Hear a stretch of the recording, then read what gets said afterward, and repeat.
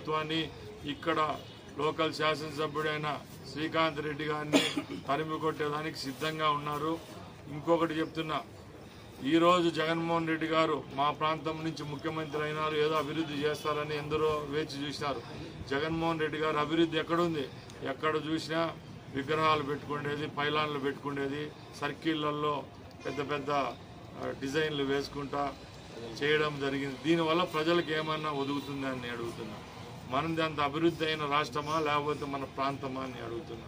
ఇలాంటి ప్రాంతంలో చిన్న చిన్న మౌలిక సదుపాయాలు ఏవైతే ఉంటాయి, కూడు గుడ్డ నీరు, ఇవన్నీ పక్కన వదిలేసి సుందరీకరణ అంటూ ఇవి అవి కళ్ళబొల్లి మాటలు చెప్పడం జరిగింది. ముఖ్యంగా రాయచోటి పట్టణానికి సంబంధించి నేను ఒకటే అడుగుతున్నా.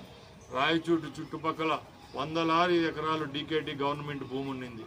ఈరోజు ఏం చేసినారంటే ప్రజలకు 2 సెంట్లు ఇల్లు ఇచ్చేదానికి గతి లేదు. కానీ ఎక్కడైతే వాళ్ళ వైసీపీ కార్యకర్తలు రియల్ ఎస్టేట్ చేసుకుంటూ ఉన్నారో అదే ఏరియాల్లో శిల్పారామాలు, నగరవనాలు, స్టేడియాలంటూ ఈరోజు కట్టుకొని వాళ్ళ భూములకు రెక్కలు వచ్చే విధంగా చేసుకోవడం తప్పక ప్రజల గురించి ఏమైనా ఆలోచించారా అని అడుగుతున్నా. ఇలాంటి కార్యక్రమాలు చేసిన ఈ ప్రభుత్వాన్ని క్షమించే స్థితిలో రాష్ట్రంలో ప్రజలు లేరు. మన రాయచోట్లో కూడా చాలా విఘ్నతతో ఈరోజు ఆలోచిస్తున్నారు.